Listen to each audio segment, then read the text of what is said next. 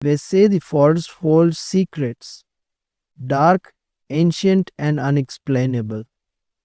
For generations, Pine Hollow has been a place of whispers, disappearances, and shadows that move where they shouldn't. Most dismiss the tales as legends until they step inside. This is the story of one man who dared to venture into the heart of the forest and discovered that some whispers never fade. Welcome to the Whispering Forest. Never thought I'd be afraid of the forest.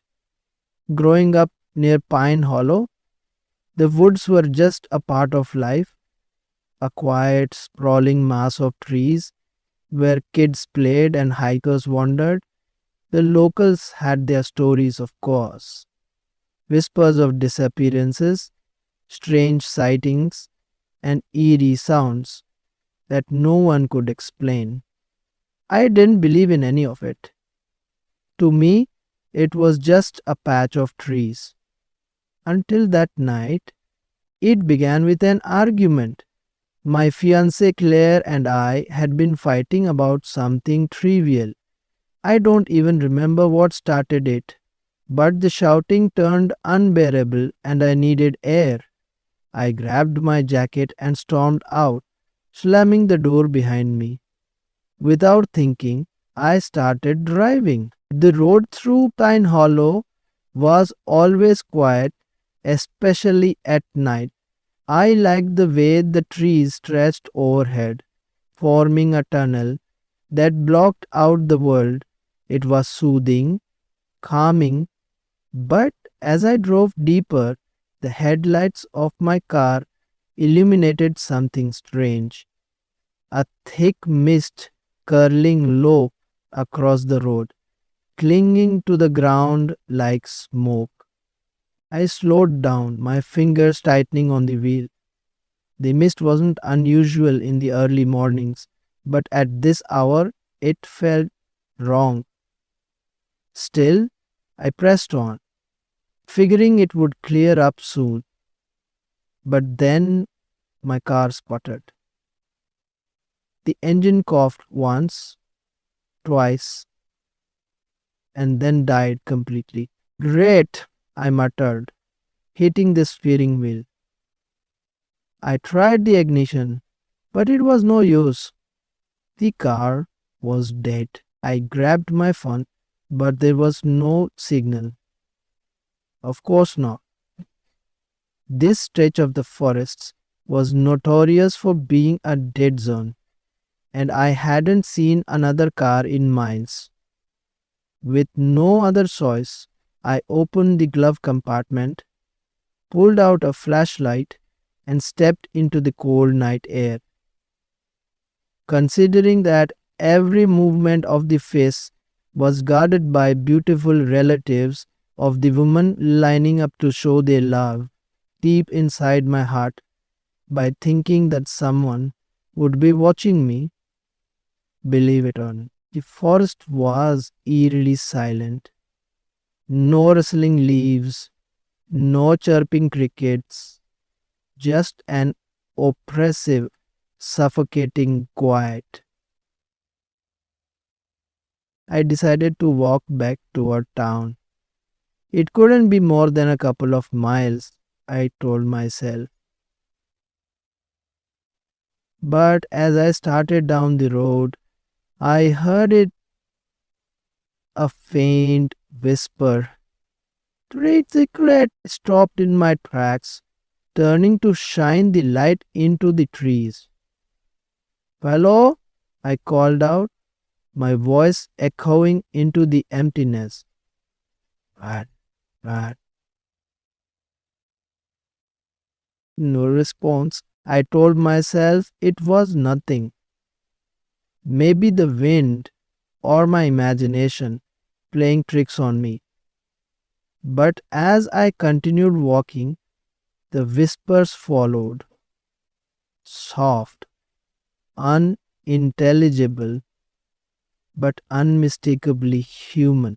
Who's there? I demanded, my voice louder this time. The whispering stopped. For a moment, the silence returned, heavier than before. I turned back to the road, but then I saw it, a figure standing between the trees, just out of reach of my flashlight's beam. It was pale, almost translucent, and its eyes, they were hollow, black pits that seemed to swallow the light. My breath caught in my throat as I stumbled backward. I ran. I didn't care about the road anymore. I just wanted to get away, to put as much distance as I could between me and whatever that thing was. My boots pounded against the ground as I plunged deeper into the woods, branches clawing at my arms and face. The whispers returned, louder now, surrounding me. They weren't coming from one place. They were everywhere, closing in. I tripped over a root and fell hard, the flashlight flying from my hand. The light spun wildly before settling on something in the dirt. A shoe, worn and muddy,